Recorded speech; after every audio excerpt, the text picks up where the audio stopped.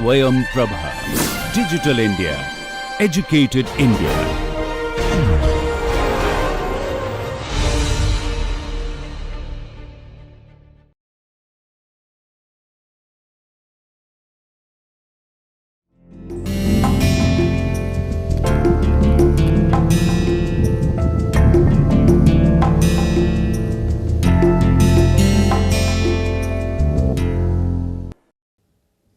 Hello dear learners, welcome to the session of Managerial Economics. I am Dr. Supriya Jain, working as an assistant professor in the Institute of Business Management at GLU University, Mathura.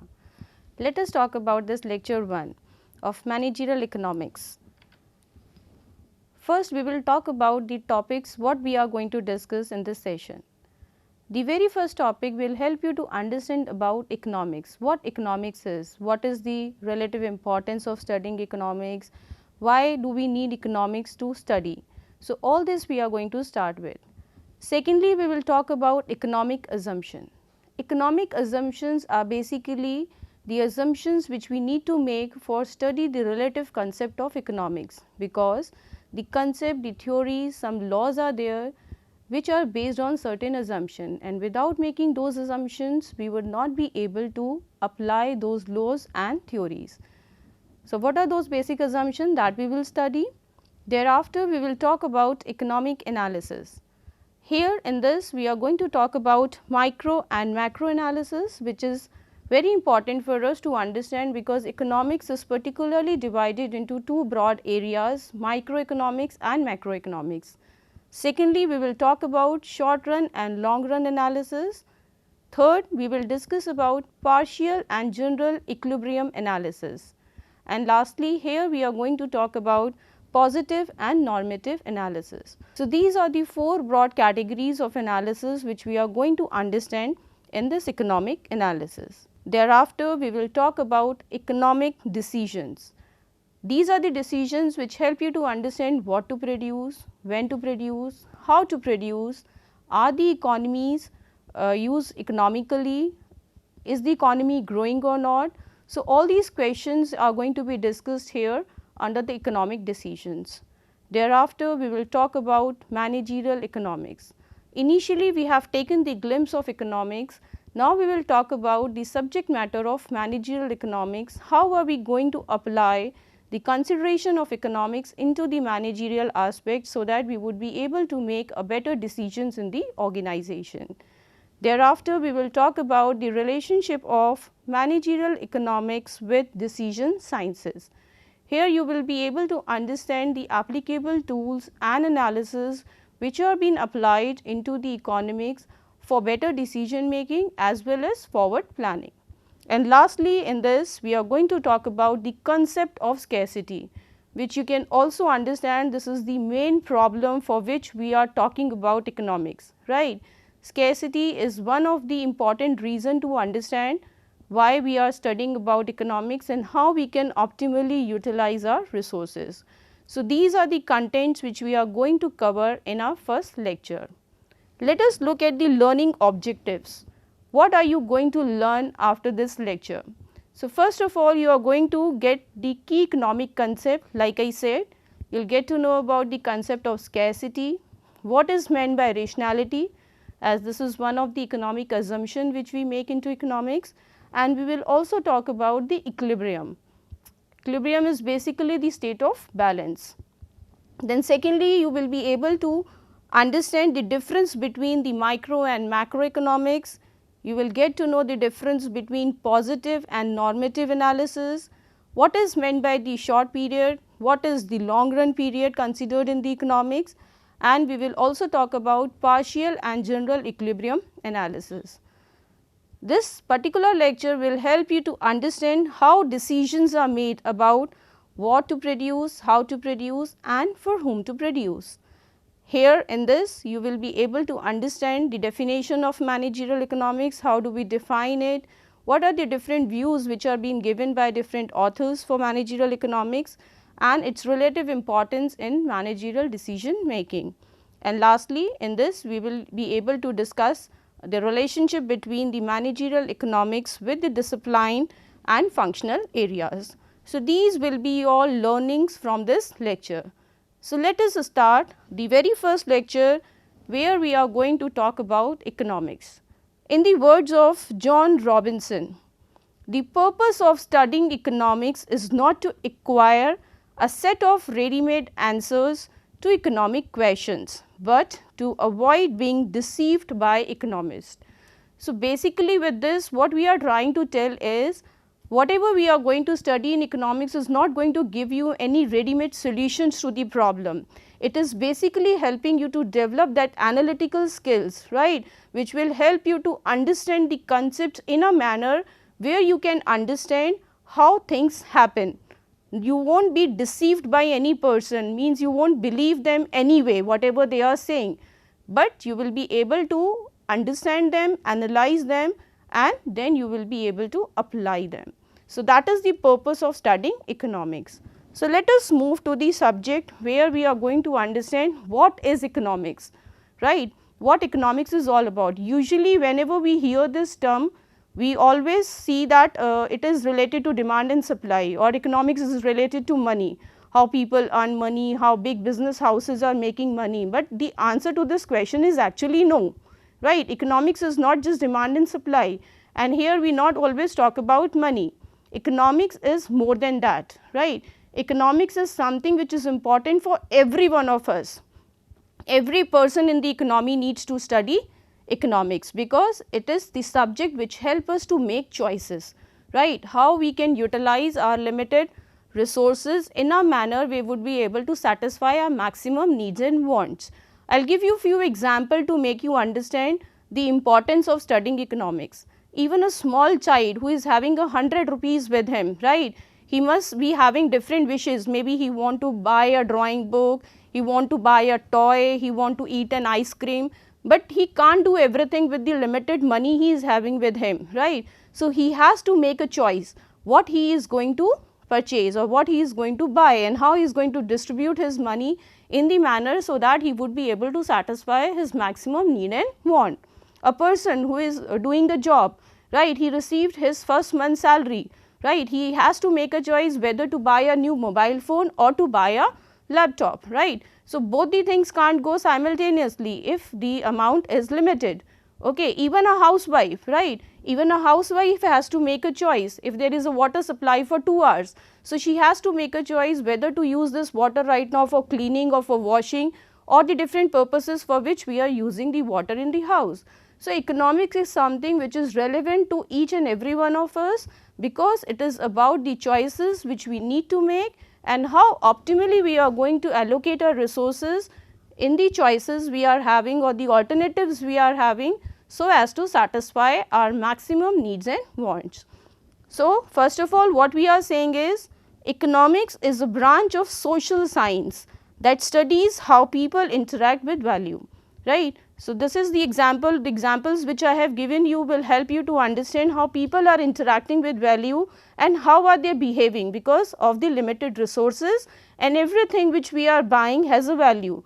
So, how people behave and interact with the value is the one thing which they are going to understand in economics. It teaches you about the production, distribution and consumption of goods and services, right, as because we are going to discuss about how goods are being produced, what to produce and how to produce, how are we going to distribute them, and how the people are going to consume those goods and services. So, this is what we are going to cover in economics. It also explores how economies work, right, what is the pattern in which the economies are working and their behavior, interaction of people, companies as well as organization. If you look at the bigger picture of economy, this subject will help you to understand the interaction of various sectors, right. Usually our economy is divided into 4 sectors. We have households, the people who are living together like you and me, right. On the other hand we have firms, so we interact with each other. Firms needs goods and services. For the production of goods and services they require factors of production. So, who is going to provide them factors of production? We people provide services to the firms in the form of land, labor, capital, entrepreneur, and for providing these services organization and firms pays us salaries, they pay us rent, they pay us interest on the capital and profit to the entrepreneur. So, the kind of interaction is being taken place between the firm and the household, and the income which we are getting, we buy goods and services, and this we called as a consumption expenditure. The interaction between the households and the government, the interaction between the government and the organization, and how we are interacting with the foreign nation, right. So, this whole economic situation will be able to understand how economies work and how people are interacting with each other. That is what we study under this subject. It also looks how nation, individuals, government and businesses make decisions regarding the economic resources and allocation. This we have already talked about. Since we have scarcity of resources, so this becomes our responsibility to see how we are allocating these scarce resources, so as we would be able to get maximum out of it, right. So, how individuals, how nations, how governments are going to allocate these limited resources, so that maximum welfare can be taken up. Let us move to the next part. If we look at this word economics, we can say that economics arrived from two words which means okios and nomos, right. Okios means the people, households, right, whereas nomos are the laws, right. So, this basically subject tells us about how the laws of the people work in the economy, right, and it is the study of people and choices, like I said, where wants are unlimited and resources are limited. So, this is the basic thing which evolves around the economics, where we are going to understand how we are going to utilize our unlimited wants with these limited resources, so that the maximum satisfaction can be taken care of. Now, the question comes, why economics? What economics is clear to every one of us. Now, why we are studying this subject? Initially, I said that economics is one thing which will help you to understand things better, right. So, firstly we are saying as because this is the study of society. Here we are studying about the human behavior, how people interact with each other, how they are spending their resources in the allocation and the allocation of resources. So, this is something which is very important for us to study, how economy behaves, how people behave, since the study of economics related to the society. So, it becomes important for us to study it. Secondly, it also trains the mind of an individual and it enables them to think systematically about the problems of businesses as well as wealth. So, this is one subject which is again important because it is related to the economy, business, wealth as well as nation. So, it enables us to think in that manner and think systematically. And from the subject of the study, it is possible to predict economic trends with some precision. Whatever the trends are being taken up in the economy, right, there are different changes which takes up. I will later on discuss in my further classes about business cycle, the changes which are taking place in the economy, right. So, with those precisions you will be able to understand the changes taking place in the economy, and you can incorporate those things in advance and for the betterment of your organization as well as for the country, right. And lastly, it also helps one to choose from various economic alternative. So, whatever the alternatives we are having, we can make the best decisions out of those available alternatives if we have studied the subject carefully and we have understood the aspects which will where we will be able to get a maximum satisfaction. Now, let us look at some definitions given by economists, how they define what economics is. The first definition is given by G.B. Shaw, and he says that economics is the art of making the most of life. By looking at this definition only, you can understand how we are going to apply the concept of economics in the manner where we are going to get the maximum out of life with the minimum resources, right. So, this is one thing which we are going to understand for sure, how we are going to allocate our limited income or the limited resources to get the maximum out of it. Second definition is given by Adam Smith, who is also hailed as the father of economics. In his words, it is an inquiry into the nature and it is the cause of wealth of nation, right. So, whatever is there you inquire it, you understand this, what is available and how you are going to create wealth out of it, it is what economics is going to make you understand. In the words of Alfred Marshall, the study of mankind in everyday business of life. Here you are studying about the mankind, right, basic people you are studying about and how they are behaving, how they are interacting. So, all these things you will be able to understand with the study of economics. And in the words of Robbins, the science which studies human behavior between and scare means which have alternative uses. So, again in the words of Robbins, they are telling you that economics helps you to understand how you are going to allocate your resources with the available alternative, so that you will be able to understand and get the maximum out of it. Now, this is very important for you to understand the definition given by Keynes. According to Keynes, the theory of economics does not furnish a body of a settled conclusions immediately, which is applicable to any policy. Rather, it is a method, right, it is a method rather than a doctrine, an apparatus of the mind, a technique of thinking which help the processor to draw correct conclusion, right. So, economics is not going to give you any ready-made solution to any problem. If you have any problem, if you think that we will apply this law, if you apply this policy of economics, and definitely we will get the solution, it is not like that. Study of economics will help you to bring that understanding, right. What we are saying, it is a method rather than a doctrine, right. It is not a subject, it is basically a method. It is an apparatus of mind where you are applying your mind and you are also thinking of a technique which you can apply to that problem, and then you would be able to take out the solutions of those problems rather than directly getting the solution of any problem. So, understanding this definition given by Keynes, you can say that it will help you to enhance your analytical skills as well as analyzing things better, where you will definitely get the problems of your solutions.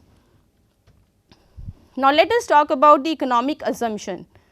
Like I said, economics is based on certain theories, it is based on certain laws, right, and those laws cannot be studied without making certain assumptions, right. To make them applicable, we have to assume certain things. So, here we are going to talk about two assumptions, one is ceteris paribus and the other one is rationality. Now, what is ceteris paribus? If we this is basically a Latin phrase. Ceteris paribus is a Latin phrase. If we convert it into English, it means all other things being equal, right. So, what does that mean? All other things being equal, we are assuming the other things to be equal for a point of time. Let me explain it to you more clearly. As you can see that demand, right, we can see that demand of a product is being affected by various things. It could be the price of the commodity, right. Suppose if we are talking about the demands of commodity X, so price of a commodity X is going to affect it, right. Price of related goods will also affect the demand of this commodity. Related goods can be the substitute goods or can be the complementary goods. Demand of commodity X can be affected by taste and preference of the consumer, right. It can be affected by the income of the consumers, right. Demand can be affected by the advertisement of the product. It can be affected by the price, future expectation, right, future expectations regarding the price or income of the consumer. So, as you can see, the demand of a commodity can be affected by various things, right.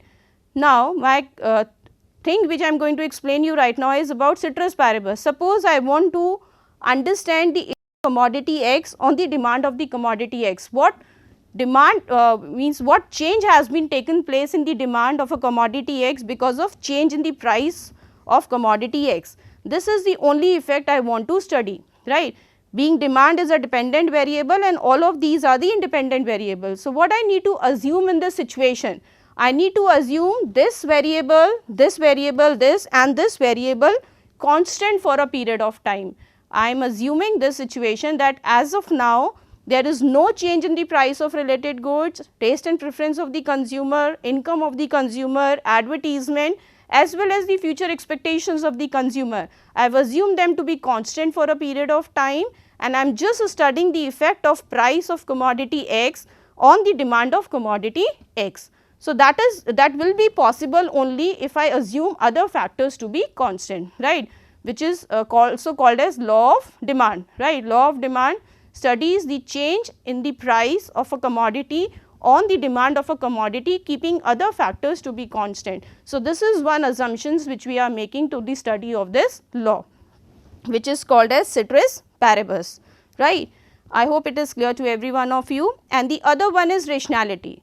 Now, rationality is what? Rationality is already been assumed by the economists that consumers as well as the producers behave rationally, right. Rationality means we are always analyzing the cost as well as the benefit before making any decision. Any person, rather whether the person act as a consumer or as a producer, because everything involves cost, right, nothing comes for free. So, whatever you are doing, if you are going outside to have your dinner, then also you are analyzing where you are going to have your dinner tonight, right, where are you going to get the value for your money, right. So, whatever you are doing in your life, you always analyze the cost and benefits, and definitely you will make that choice where you will be getting benefits more than the cost. So, this has already been assumed by the economists that we all behave rationally. So, these are the two basic assumptions we talk here in economics. Let us move to the next topic. We are going to talk about economic analysis. Like I said, here we are going to discuss about 4 analysis. One is your micro and macro analysis, then we will talk about positive and normative analysis, short run and long run analysis, partial and general equilibrium analysis. So, let us start with the micro and macro. The word micro means small, right. So, micro means small, and here in this microeconomics we study the smaller picture of the economy. Here we talk about individuals, how individuals behave, what is the price of a individual commodity. We study things in particular basically if we talk about microeconomics, whereas in macroeconomics we study about the economy as a whole, because macro means large. So, here we are looking at the bigger picture, we talk about aggregates, we talk about total demand in the economy, national income, we talk about GDP, right. So, these are the topics which are being covered under this macroeconomics, right. So, microeconomics where we are dealing with the things in particular at a smaller level, whereas at macroeconomics we are talking about the things at the larger scale. So, what is being said by Paul Samuelson? If you read one branch of economics carefully but ignore the other, you will be half educated. Where we are trying to say that being a different branch of economics, we have micro as well as macroeconomics, they both are not substitute of each other, rather they are complementary, right. So, it is again very important for us to understand about both the aspects of economy, how things work at the smaller level and what will be their effect at the larger scale. So, let us look at the difference between micro and macroeconomics more clearly. In microeconomics, we are more focused on the individual's market, like I said, right, we are dealing with the things at individual level, whereas in macroeconomics we are concerned with the whole economy, right. Here in micro we see what is being produced by an individual firm, what is the demand of a product in an individual market, whereas in GDP is the gross domestic product, right, the total production taken place in the economy. So, that is what has been studied under macroeconomics. Under microeconomics, we are studying the effect of price of a good, right, of a single commodity. What is the effect of price on a single commodity? That effect we study in microeconomics, just what I have explained you, like law of demand, which is specifically talking about the price of commodity X on the demand of commodity X, whereas in macroeconomics we are talking about inflation, the general price level. Inflation is the increase in the prices, right. Whenever the price of goods increases in the economy, we call it as an inflation. So, at larger scale we are talking about at macroeconomics.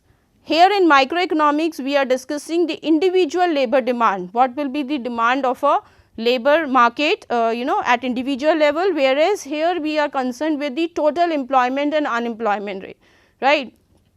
Unemployed are those people who are looking for the jobs but not getting the job, right, who are searching for it, but the economy is not able to provide them the job, that situation is called as unemployed situation.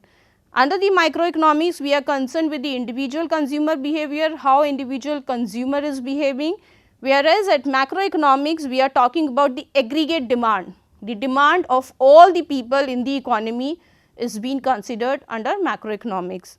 And lastly, we are saying in microeconomics, we are concerned with the supply of an individual good, whereas at macro level, we are talking about the production capacity of the economy, right, how much we can produce within the economy.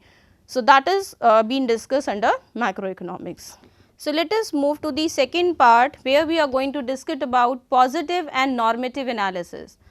Look at the work, we are talking about normative, not negative. So, do not get confused between positive and negative, it is normative.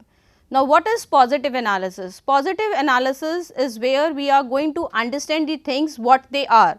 So, it is basically going to establish the relationship between the cause and effect, right. It focuses on what is there is positive, what ought to be is normative, right. So, in economics, what matter is, if we are talking about the facts, if we are talking about what is there, like I will give you an example to make it more clear. The distribution of income in India is not equal. So, this is the fact, right. So, it is there, and this is very much true that the distribution of income in India is not equal. But if we talk about the normative analysis, we will frame this subject in the manner that distribution of income in India should be equal, right. This is one value judgment which I have added to the statement that the distribution of income in India is not equal. What should be? It should be equal, right. So, in normative analysis, we add some value judgment to the facts, whatever is there, we try to add something to it, we give our value judgment to it. So, it is concerned with the question of involving value judgment, what ought to be, what can be there. And one thing which we need to understand here is this involves some degree of value judgment, and this cannot be verified by the law. Like, this is my judgment, this is my opinion which I am giving, your opinion might be different from mine. So, we cannot verify each other, we cannot say that you are right or I am wrong, or I cannot say I am right and you are wrong. This is our opinion, this is our own value which we are adding to the statement, right. So, positive analysis is going to analyze the things what they are in actual or what is fact by the nature, whereas in normative analysis we analyze the things by adding some opinion or judgments to it. Moving to the third part, we have short run and long run analysis. In economics, you will understand the difference between the short run as well as in the long run, and there is no specified period which could be called as short run or as a long run. But what you can understand here is short run is a period which is not enough for the producer as well as for the consumer to adjust to any new situation, right. Whereas long run is a planning horizon where you can plan out your activities, you can completely change your situations. In economics, you will find that difference, because in short run we have two types of factors, one are fixed factors and others are variable factors, right. So, you can only change the variable factors to change the size of output, whereas fixed factors will remain fixed. Whereas in long run all the variables are all the factors are variable, there is no fixed factor. So, they can be changed in the long run, right. So, for short run and long run there are two periods which are being considered in the economics. Short run where we are not having enough time to adjust to the new situation, whereas long run where we can plan out our activities and we can change our situation. So, this is what you need to understand between short run as well as in the long run. And then last we have partial and general equilibrium analysis. Let us first understand the meaning of this word equilibrium, balance. The state of balance is called as equilibrium, right. When we have demand and supply, the price of the economy is said to be in equilibrium when demand is equals to the supply. Okay. So, that state of balance is being considered as an equilibrium. Now, what is meant by partial and general equilibrium? Partial is basically that study where we are going to study the impact of one policy, okay, impact of one policy or change in impact of change in one policy on into the market which is directly associated with it, right. I will again give you one example to make it more clear. Suppose if there is a change in the price of a fuel, okay, if the price of fuels changes, then it will impact most to the automobile industry, right. The demand of cars will be affected because of the change in the price of fuel. So, if we are studying this much only, right, what impact will be there because of change in the price of the fuel, what impact will be there in the automobile industry, then this study would be called as partial equilibrium study, right, where we internalize the outcome of any policy in a single market which is directly associated to it. So, that study would be a partial equilibrium study, whereas we can look at the broader picture of this economy. The price of fuel will not only impact the automobile industry, it will have impact on various other areas as well, right. The transportation cost will increase. When transportation cost will increase, the price of goods will also increase. The employees in may demand for the higher conveyance allowance from their employers. So, there are lot many impacts which can take up because of change in the price of the fuel, right. So, if we are covering each and every aspect of it, general equilibrium analysis explain the phenomenon in economy as a whole, right. So, here we are going to study the impact of one policy or one decision on all the areas where it has impacted. So, that kind of study would come under the general equilibrium analysis, whereas in partial equilibrium analysis we are going to study the impact of one decision only into one area, right. You can say that market is directly associated to it. Moving ahead, we have economic decisions. Like I said, in economics there are different decisions, there are different problems which we need to make. The first is what to produce. This is the first and the foremost question which comes in the economics, like what to produce, right. What will be the product which we should produce, whether we should go for a capital good or a consumer goods, right. So, you need to make a choice what product are you going to produce. Then comes the question how to produce, what are the resources which you are going to use, whether it is a you can use it with a labor intensive or a capital intensive unit can be there. How are you going to reduce your cost, what should be your production process. So, what to produce, how to produce, for whom to produce. Here you are going to decide your customer, right, for whom you are going to produce, the target audience, okay. And are the resources used economically, because this is a very important thing. Whatever the resources we are having, we have them in scarcity. So, we have to use them and utilize them economically. So, these 4 questions are of fundamental problems, and that comes to the microeconomics aspect, because here we are talking about the things in specific aspects where we are focusing on the individual aspect of a person from the viewpoint of a producer, what to produce, how to produce, for whom to produce, and are we using those resources economically or not. Whereas, we have 2 most important macroeconomic problems also. Are the resources fully employed, right. Whatever the resources we are having in the economy, we are talking about the full employment, because if we are not able to provide employment to the people of our economy, then definitely we are wasting our resources. So, are we able to employ them fully?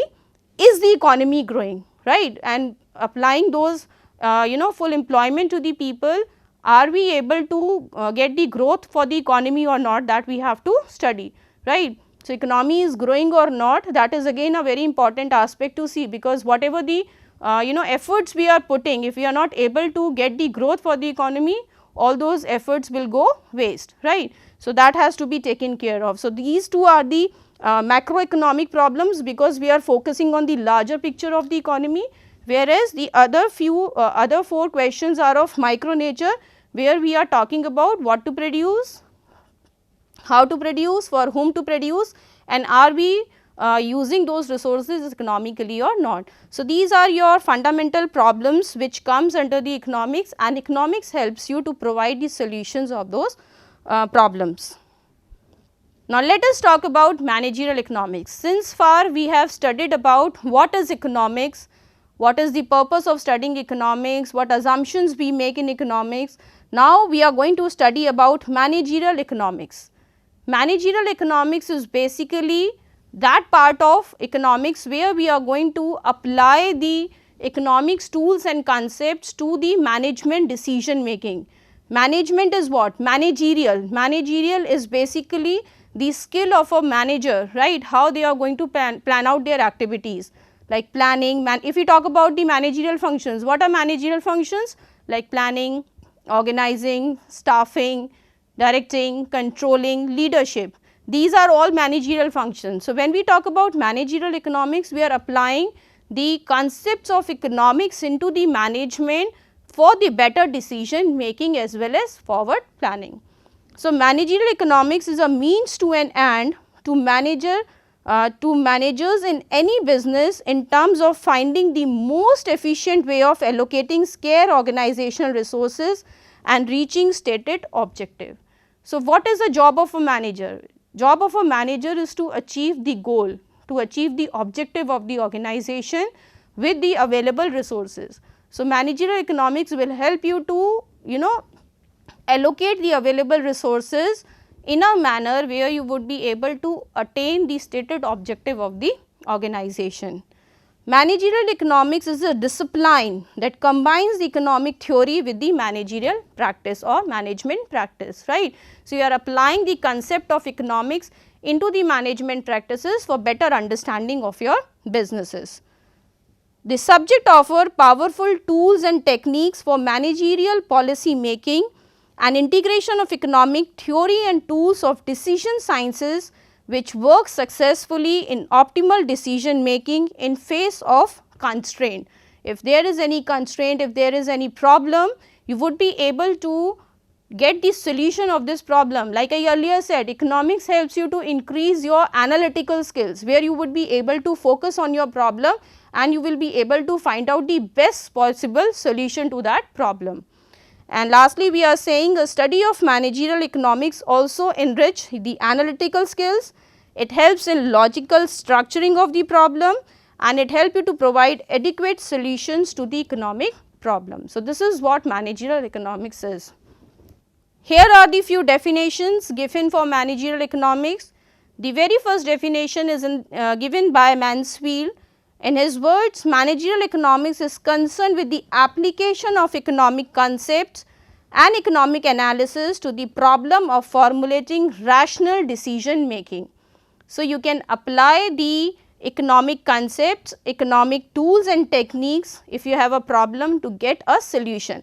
Like there is a problem in the business, right, and to get the optimal solution, you are applying the economic tools and techniques,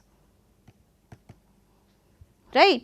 So, this is how you will be able to get the solution of those problems by applying tools and technique of economics. In the words of Nair and Merriam, managerial economics is the use of economic modes of thoughts to analyze business situation, right. It will give you a better understanding to understand and to analyze your business situations and to get a solution of those problems. In the words of Douglas, managerial economics is concerned with the application of economic principles and methodologies to the decision making process within the firm or organization under the conditions of uncertainty. You know what uncertainty is? Uncertainty is something which you cannot predict in advance, right. There is a difference between risk and uncertainty. Risk is something which you can calculate in advance, right, whereas uncertainty is something which we cannot predict in advance. So, business is concerned with the risk as well as uncertainty, and profit is also a reward for uncertainty, right. So, how well you are able to manage those uncertain situations, how you are going to integrate the problems of your business with the economic tools and technique, so that you would be able to get the profit for your business. In the words of Spencer and Sigelman, it is the integration of economic theory with the business practices for the purpose of facilitating decision making and forward planning by the management. So, these are the two important things which are being taken up by the management. One is decision making and the other one is forward planning, and this decision making and forward planning can only be taken up with the integration of economic tools and techniques. If you are clear with each and every aspect of the things, you would definitely be able to make a better decisions and you can able to plan out your activities in a right manner. And in the words of Hailstone and Rothwell, managerial economics is the application of economic theory analyzed to practice of business, firms and other institutions. So, if we combine all these definitions altogether and we summarize it, so we can say that managerial economics is basically the integration of economic tools and techniques to the business problems, where we would be able to get the optimal solutions, where we would be able to make the right decisions, where we would be able to plan out better for our business organization, right. So, this is how we understand what managerial economics is. Now, let us look at the relationship of managerial economics with decision sciences. Decision sciences basically provides the tools and techniques of analysis used in managerial economics. The definitions which we have talked previously, how we are going to integrate the economic tools and techniques into the business problems to get the optimal solution. The decision sciences provide us those tools and techniques. The theory of managerial economics largely utilizes the tools of mathematics as well as econometrics.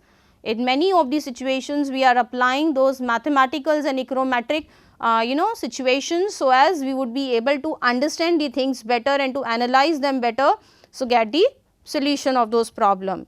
And the most important aspect of decision science that are used in managerial economics includes numerical and algebraic analysis, optimization, statistical estimation as well as forecasting. So, these are the tools and the aspects which are provided by the decision sciences. If you look at this interaction, the things will be more clear to you. Here we have economic theory, we have quantitative analysis, and we can see the role of managerial economics to provide the optimal solution to managerial decision making. So, first in the economic theory, we have microeconomics as well as macroeconomics. Here in the microeconomics, we will talk about the theory of firm. The theory of firms will help you to understand the basic behavior of the firms, how firms interact and how the firms behave. Here we will also talk about the consumer behavior, because we are talking about people, how consumer behave, how are they making their choices, and the choices based on the utility, right. What utility are they going to get, right. So, how are we going to calculate and measure this utility by the way of cardinal and ordinal aspects, which we are going to discuss in our further lectures.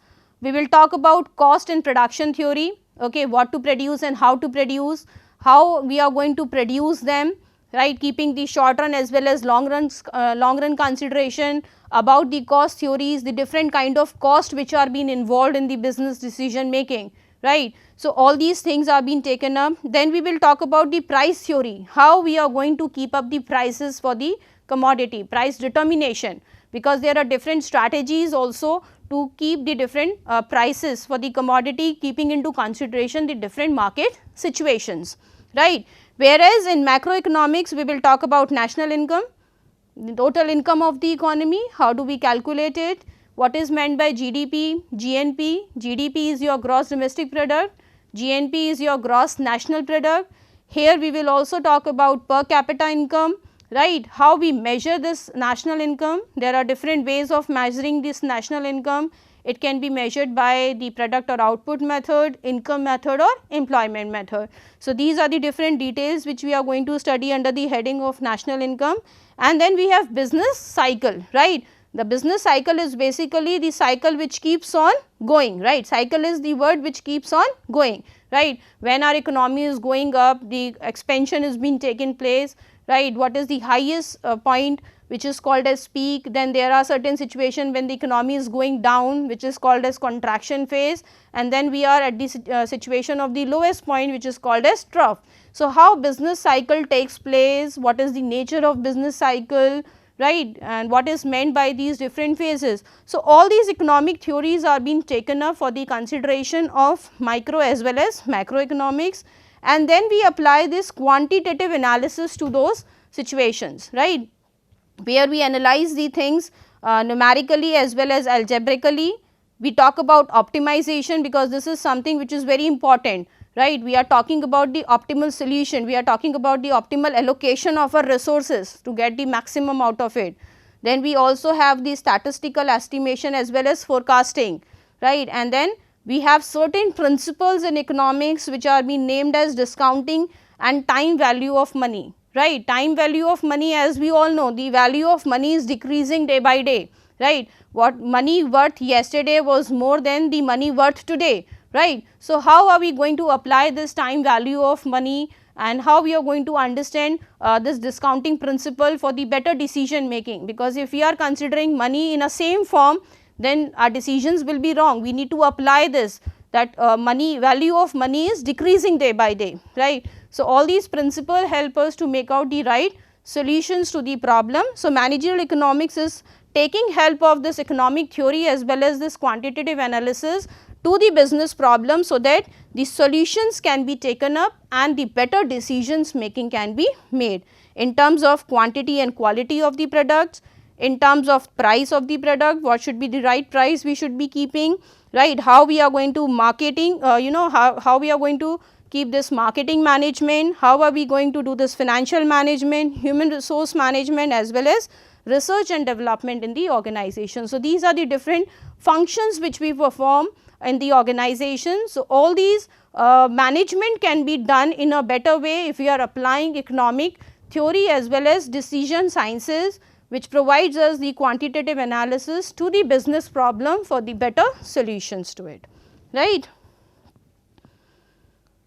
Now, let us talk about the topic where we are going to discuss about scarcity, right, and because of the scarcity we need to have the optimum utilization of resources.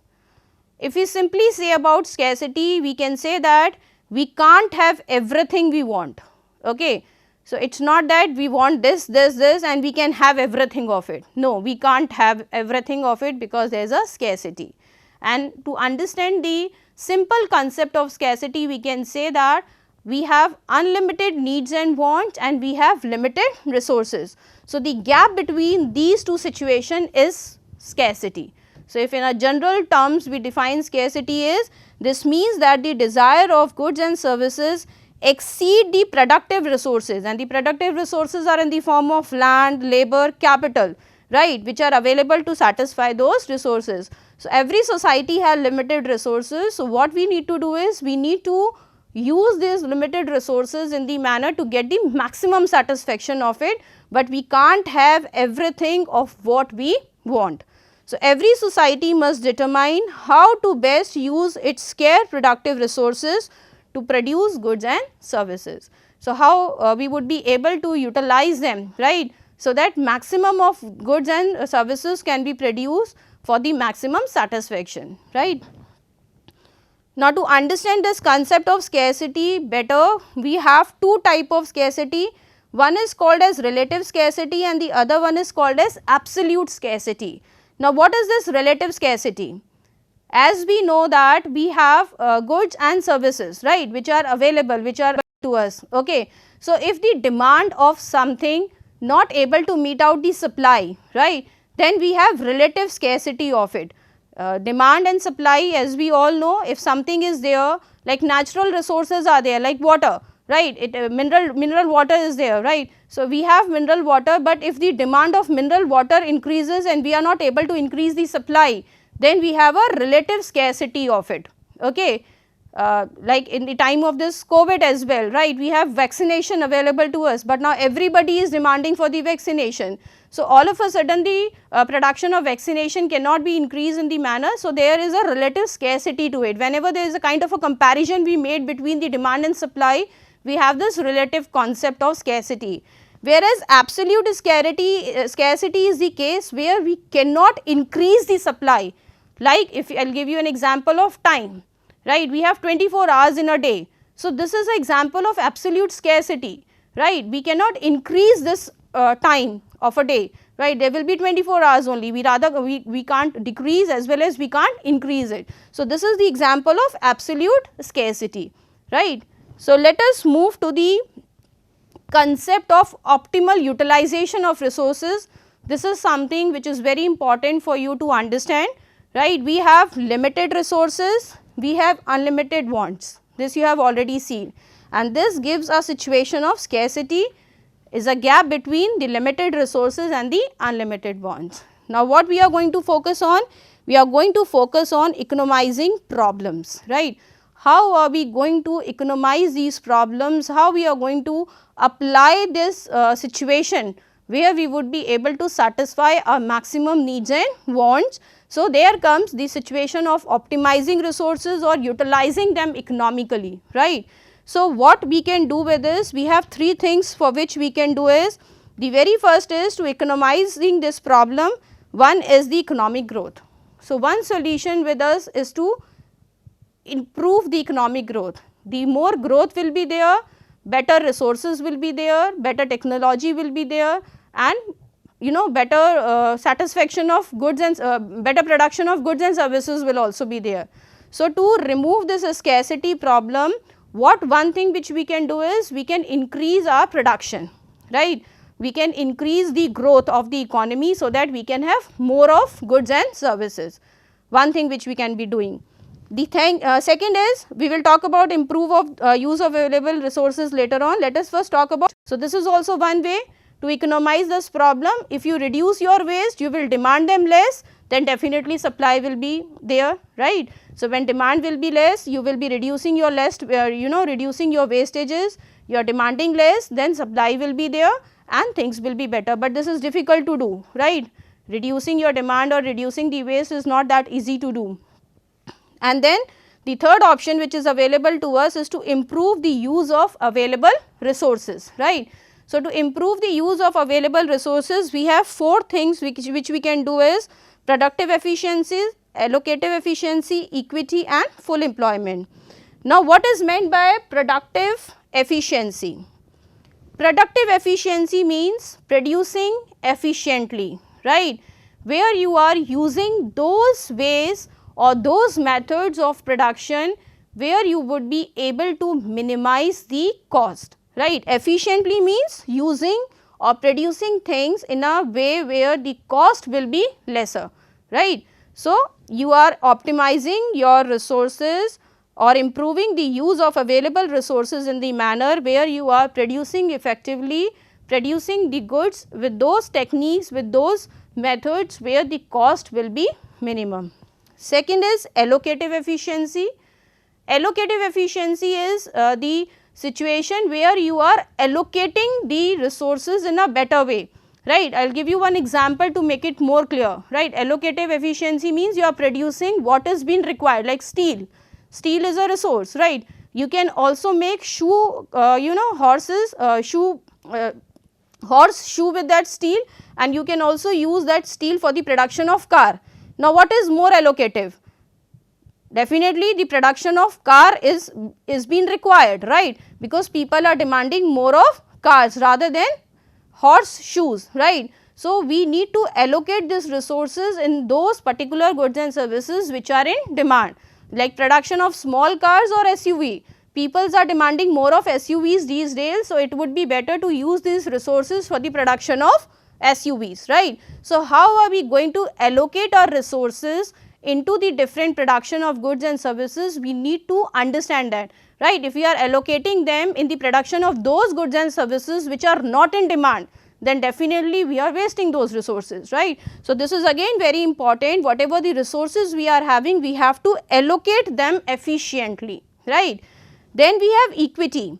Equity means providing equality, right.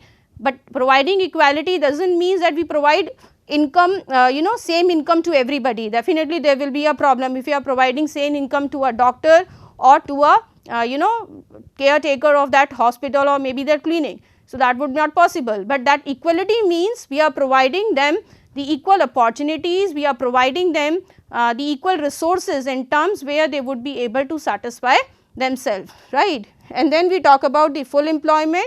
Full employment is a situation where every person in the economy is being employed, right. We are utilizing our resources economically, and when we are having full employment and when we are employing people in the economy with this employment, right. So, we would be able to enhance our resources and utilize them, right. So, this is one chart which help you to understand the concept of scarcity and optimum utilization of resources, where we have limited resources and unlimited wants, which gives you the situation of scarcity which is being considered to be as in scarcity. And to economize this problem, we can have three things. One is to have the economic growth, where we can increase the supply by producing more goods and services, we can reduce our wastages or we can reduce our demands, right, so that we can meet out the demand and supply. And there is a third way where we can improve the use of available resources, so as to get the maximum out of it, right. So, first we have talked about productive efficiency, where we are producing them in the manner where we would be utilizing those resources where the cost will be minimum and we can use them in a productive way. Allocative efficiency is the case where we are allocating our resources whatever it is in demand, right, or we are using those resources for the production of those goods and services which are in demand. Equity is basically providing the equal opportunities and equal resources to the economy, so that each of them will be able to satisfy their needs and wants. And then we are talking about full employment, where we are trying to give the maximum growth to the economy by employing all the people of the economy, right. Now, let us summarize our topic for today, whatever we have studied in our lecture. If we look at the topic covered in this lecture, the very first point which we have talked about is economics. In this lecture we have talked about what economics is, what is the use of studying this subject, and as we have seen that economics is the study of social science, right. It studies the behavior of a people, how economy interact, right, interaction of firms and organization, how big business houses making decisions, how economic decisions are being taken up. So, this is one subject, like I said, is important for all of us, because we have unlimited needs and wants, and how we are going to satisfy our unlimited needs and wants with the available resources. So, this subject will help you to understand. So, in this we have talked about the need and importance of economics. We have also talked about economic assumptions. In this we have discussed 2 points, one is your ceteris paribus and second is your rationality. If you remember, ceteris paribus means keeping other thing constant, and rationality is that where consumers and producers behave rationally, analyzing their cost as well as benefit. Thereafter, we have talked about economic analysis, where we have discussed about micro and macro analysis. How do we differentiate between positive and normative analysis? Positive is what is there in fact, right, that is positive. Normative is what ought to be, is normative. We have talked about short run and long run analysis. Short run is a period which is not enough for us to change to a new situation, whereas long run is a planning horizon. And then we have talked about partial and general equilibrium analysis. Equilibrium is a state of balance, whereas in partial equilibrium analysis we understand the change of one policy in a single market only, whereas in general equilibrium study we study the impact of one policy into the different areas which has been affected. Then in economic decision we have talked about different questions like what to produce, how to produce, for whom to produce, are we using the resources economically, right, is the economy fully employed and the economy is growing or not, right. So, micro and macro level questions we have discussed here. Under this topic managerial economics, we have talked about what managerial economics is all about, how we are going to integrate the tools and techniques of economics into the management problems, so as we would be able to make better decisions and we can do a better forward planning, And then we have also seen the relationship of decision sciences with managerial economics. And lastly, in this lecture we have talked about the concept of scarcity, what is meant by scarcity and how we can have the optimal utilization of resources, so that we would be able to satisfy our maximum needs and wants. So, this is what we have covered in this lecture. These are the references which are being taken up for this lecture. I hope all of you have understood it well. Thank you all of you.